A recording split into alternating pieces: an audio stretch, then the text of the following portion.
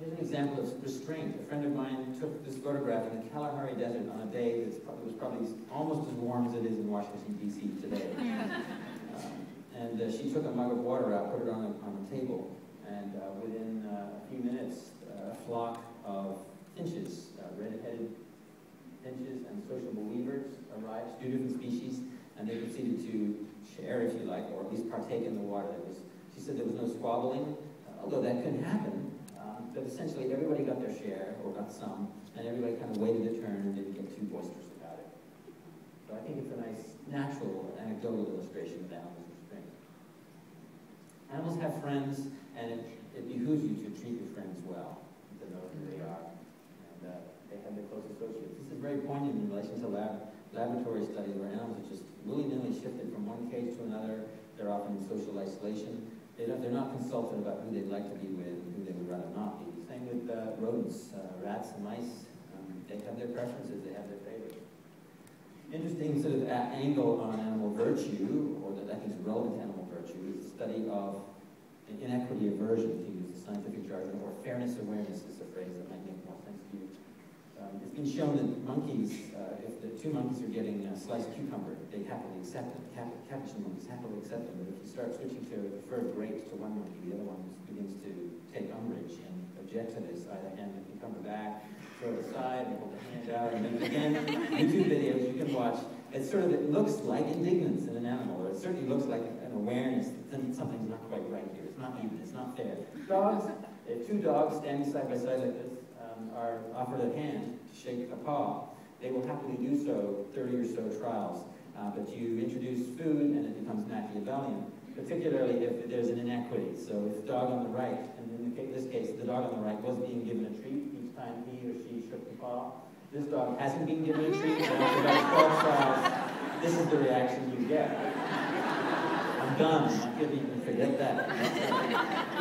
By the way, this dog will happily do it many, many times if both are getting treats, or neither's getting treats, or if the dog is biting on himself. So it isn't fatigue or something like that. It's clearly some kind of awareness of an inequity. What's exactly going on? It's challenging to say, but I'm really pleased that scientists are doing these kind of studies.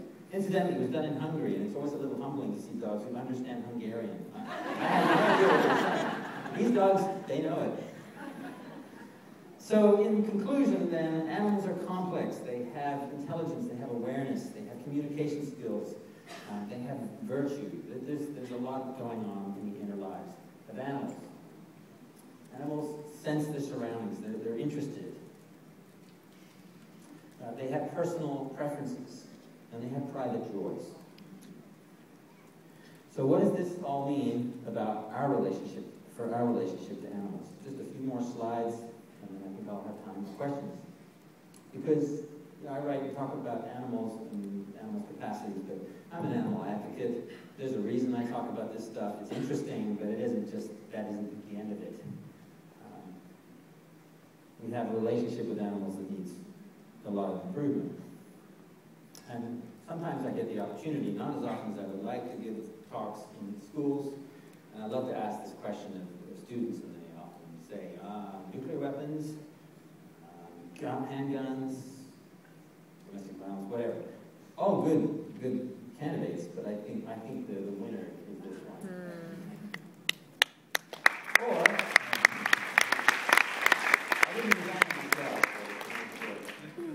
because where the rubber meets the road in our relationship to animals, where it most needs fixing, is what we put in our mouths. 98 out of every 100 animals that humans will kill this year, and it's probably upwards of 75 billion to include fishes. 98 out of every 100 are killed so that we can eat them. We, collective we. I'm sure there's many vegetarians and vegans in the audience. By the way, we also need to include this tool, because an area of the world where meat consumption is going up the fastest is in Southeast Asia. China has doubled its meat consumption in the last decade and is now the world's #1 meat-consuming nation. Not per capita, Americans still eat far more meat than the Chinese do. That China and India, the most populous countries in the world, are, ironically, as we're beginning to come to our senses and vegetarian restaurants are coming into vogue and all that stuff, they're rushing to become westernized. So that's sobering news. But on the other hand, westernization also means, I believe, that there's going to be more ethical awareness of these things. And you're beginning to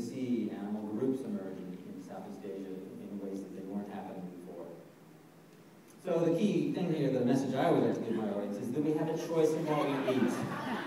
And I will read this one because it's hard to see from the back. The pig is saying to the waiter, "The special sounds good, but can I substitute the pork chop for a fried chunk of your left bite?" Good old Dan Carraro. So I mentioned the meat issue because that's the most important issue. The other issues are very important and they all need to be on the agenda. We need to work for these legislative changes that we discussed this morning. We need to work on all these fronts. Frankly, we're not going to achieve very much for animals and their welfare if we advocate for that welfare between bites of a cheeseburger. Here's the good news, or something that I think is very encouraging. Look at our social history. Look back at those issues I raised earlier: colonialism, slave trade, anti-slavery movement. I don't know what the actual estimate is and how long it took, but we're talking 100 years, 150 years. That is an eye blink in biological evolution. It's cultural change, and cultural change happens very, very swiftly. And with things like the internet today, cultural change can happen so much faster. The suffrage movement, maybe 70 years. That's a lifespan. It's not very long. It may seem a long time for some of the suffrage activists on hunger strike in prison. But it happened relatively quickly. The civil rights movement, you can quibble about how long it's taken. There's still a long way to go, but decades, and we've had great, huge, sweeping victories in these areas. So they raise the question, how long is it going to be before we turn it around for animals? And there's not much question in my mind. It's beginning to happen, and we've seen examples. Jerry Cizak talking about all the legislation that's coming. I'm so encouraged to see this proliferation of new legislation for animals. And you may say, well, some of these changes to welfare right now, yeah, but they're steps in the right direction. They're a very profound acknowledgement that their lives matter. It isn't just might makes right. There's more to it than that.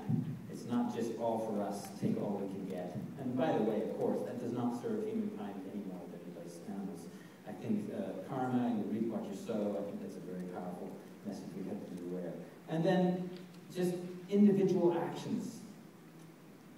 I think I showed this picture earlier. This is Jill Robinson. She's being recognized as, I actually said, I thought she'd be knighted, but then I learned the other day that actually there's such thing as a knighthood for women. They get a separate thing. I forget what it's called, NBE, someone knows what it's named for. Remember the British Empire, something like that. Here is Jasper today. That was Jasper in that cage. And here's Jasper today. He lived in that fresh cage. Yeah. He lived in that cage for 15 years, and he has the incredible resilience to emerge from that cave.